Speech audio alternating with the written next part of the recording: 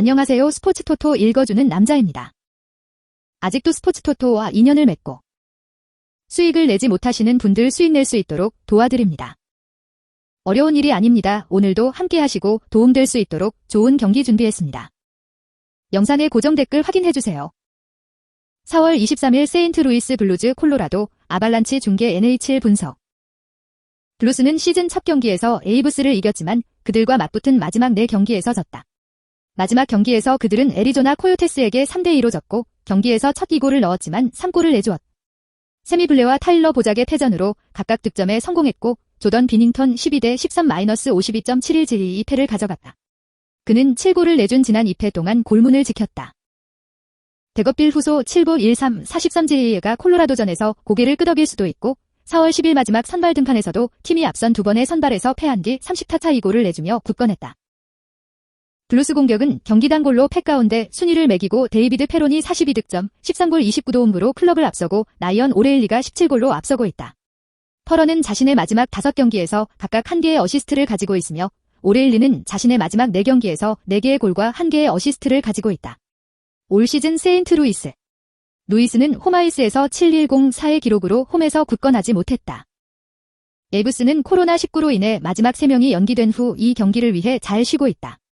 2-3명의 스타는 없지만 클럽은 블루스가 시즌 개막전에서 패한 후 맞붙은 마지막 4경기에서 승리하는 것에 맞서 그들의 길을 걸었다. 블루스는 2경기 모두 접전을 거듭하며 2연패에 빠졌고 플레이오프에 진출하려면 승기를 잡아야 한다. 이 경기에서 그들은 똑같이 굶주린 콜로라도 팀과 웨스트 디비전 왕관을 목표로 경기를 하게 될 것이 안타깝다. 하지만 에이브스는 블루스와 함께 그들의 길을 갈 것이고 W 샌딩 ST를 받을 것이다. 루이스는 3연패. 나는 이 게임에서 대부분 이 팀들 간의 마지막 몇 경기가 언더로 갔음에도 불구하고 오버로 기울고 있다. 이번 경기에서는 에이브스가 한 경기당 골로 리그를 이끄는 공격력을 앞세워 사격을 할 것으로 본다. 그들은 대유행으로 인해 지난 3경기를 놓쳤고 그들은 시즌 내내 뒤에 문제가 있는 블루팀을 밝혀 그들의 마지막 2경기에서 7골을 내주게 될 것이다. 세인트루이스가 여러 골을 넣겠지만 콜로라도는 최소한 2배는 될 것 같아 이번 경기에서는 오버가 극이다. 두 번째 경기입니다. 4월 23일 뉴욕 레인저스 필라델피아 플라이어스 중계 NHL 분석. 뉴욕 레인저스는 경기당 평균 2.65골을 허용하고 있고 뉴욕이 상대팀에게 84.7%의 무득점을 기록하고 있어 페널티 킬 유닛은 큰 성공을 거두고 있다. 이고르 셰스터키는 13년 10월 3일으로 평균 2.43골, 평균 0.920의 세이블과 2개의 완봉승을 기록했고 알렉산더르 게오르기에프는 평균 2.79골, 평균 2.902의 세이블과 2개의 완봉승을 기록했다. 뉴욕은 공격존에서 좋은 경기를 펼쳤고 레인저스는 경기당 3.28골의 비율로 퍽을 골대에 넣고 있다.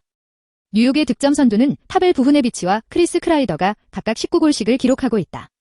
어시스트 선두는 아르테미 파나린과 아담 폭스가 각각 36명, 파나린이 52점으로 종합점 선두다.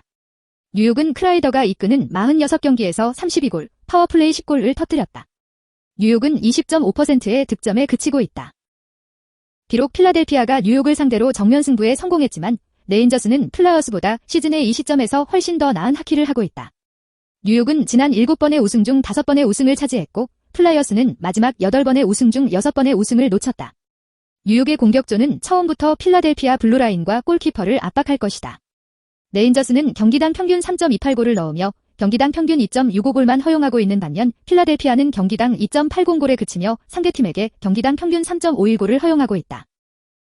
필라델피아 플라이어스는 상대팀이 경기당 평균 3.51골, 뉴욕 레인저스가 경기당 평균 3.28골을 기록하고 있어 퍽을 자책하지 못하는데 애를 먹었다.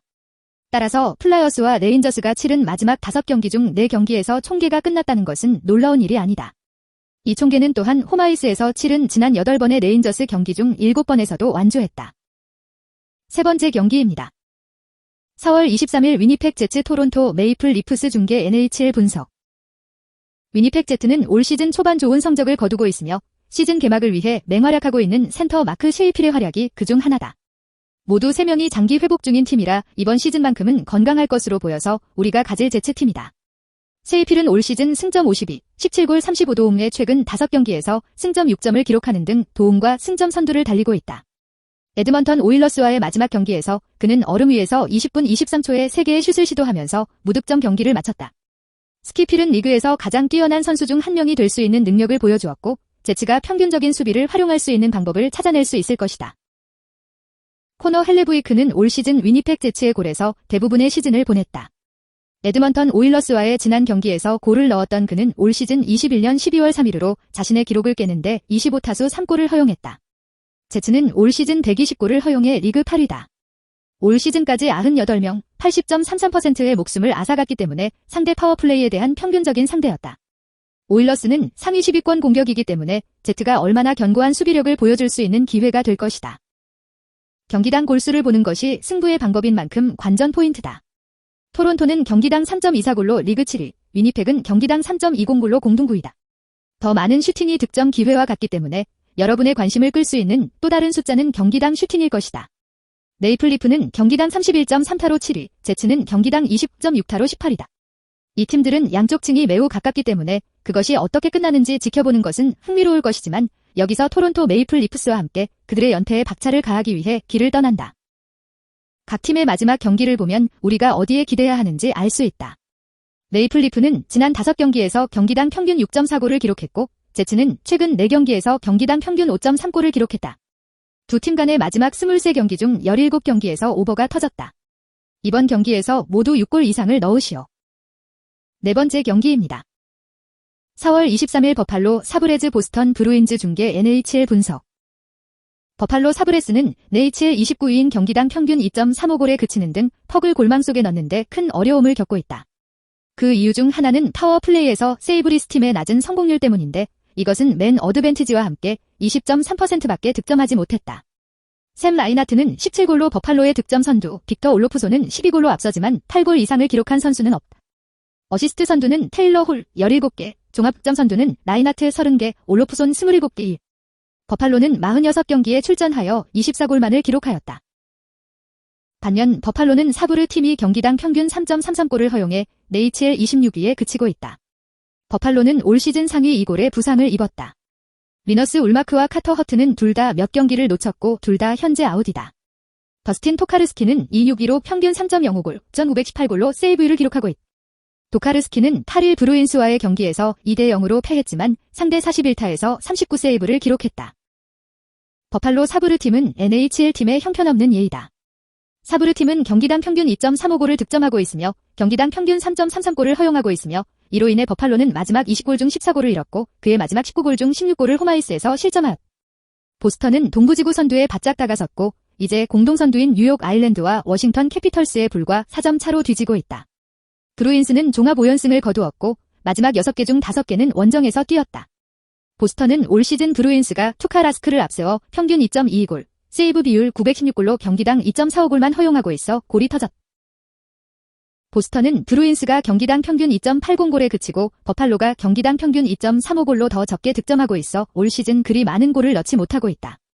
두 팀은 화요일 보스턴과의 경기에서 2-0으로 이긴 경기에서 단 2골을 득점했다. 보스턴이 버팔로의 홈아이스에서 치른 지난 7번의 경기 각각에서 총점이 밑돌았다. 이 총계는 또한 우승 후보로서 지난 19번의 브루인스 경기들 중 13번의 언더파를 기록했다. 다섯 번째 경기입니다. 4월 23일 템파베이 라이트닝 콜럼버스 블루 제키스 중계 NHL 분석. 템파베이 골키퍼 앤드루 바실레프스키가 시즌 강세를 이어가고 있지만 라이트닝이 후반 골문을 너무 많이 포기하고 있고 바실레프스키가 쉬면 템파베이는 골밑이 훨씬 약하다. 올 시즌 템파베이는 경기당 평균 2.61골을 허용하고 있지만 최근 4경기 동안 경기당 평균 4.00골을 허용했다. 데잘레브스키는 27년 8월 1일로 평균 대비 2.08골, 세이브 백분율 4개의 완동승을 기록했지만 커티스 맥게니는 3월 평균 대비 3.48골, 8,860세이브율로 3위에 불과하다. 템파베이는 라이트닝이 경기당 평균 3.30골을 터뜨리는 등 올 시즌 공격전에서 큰 성공을 거두고 있다. 템파베이의 득점 선두는 드레이든 포인트 20골이고 스티브 스탬코스는 17골을 넣었지만 부상으로 빠지고 있다.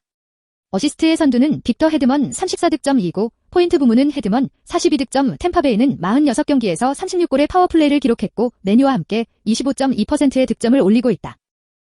템파베이는 목요일에 콜럼버스를 물리칠 것이다. 라이트닝은 최근 스티브 스탬코스와 같은 선수들의 부상으로 좋은 경기를 펼치지는 못했지만 불행한 콜럼버스 블루 재킷보다 훨씬 더 좋은 경기를 하고 있다. 블루 재킷은 7연패와 마지막 11개 중 10개를 잃었고 디트로이트 레드 윙스와 함께 센트럴 디비전 지하실로 떨어졌다.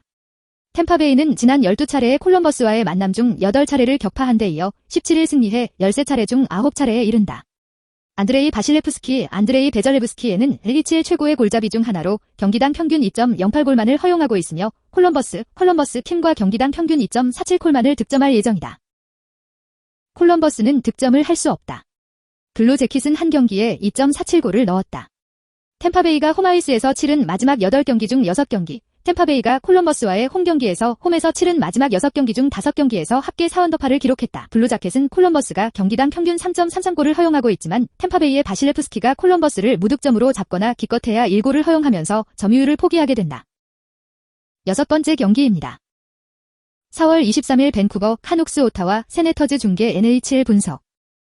밴쿠버 캐녹스는 올 시즌 초반 정체기에 접어들었고 그중 한 가지 명승지는 시즌을 시작하기 위해 매우 좋은 활약을 하고 있는 오른쪽 윙어 브록 보어와의 경기이다. 그 팀은 부상 보고서에 소수의 선수들이 등록되어 있어서 카누크의 깊이를 시험할 것이다. 보이어는 올 시즌 36득점, 16골 20도움을 기록하고 최근 3경기에서 승점 4점을 기록하는 등 승점과 골에서 선두를 달리고 있다. 토론토 메이플 리프스를 상대로 한 마지막 경기에서 그는 한 쌍의 어시스트로 끝냈고 얼음 위에서 20분 40초에 단 한 번의 슛을 시도했다. 보전은 최고의 득점자 중 한 명이 될 수 있는 능력을 보여주었고 카누크스가 리그에서 더 약한 골키퍼 상황 중 하나를 활용할 수 있는 방법을 찾을 수 있을지 지켜볼 시간이 될 것이다. 대처 댐코와 브래든 홀트비는 올 시즌 카누크스를 위해 골망을 갈랐고 시즌을 위해 승승장구하려고 노력했다. 홀트비는 토론토 메이플 리프스와의 지난 경기에서 골로 기선을 제압한 뒤 40타수 3골을 허용해 올 시즌 자신의 기록을 662로 끌어올렸다. 밴쿠버는 올 시즌 125골을 허용해 리그 13위다.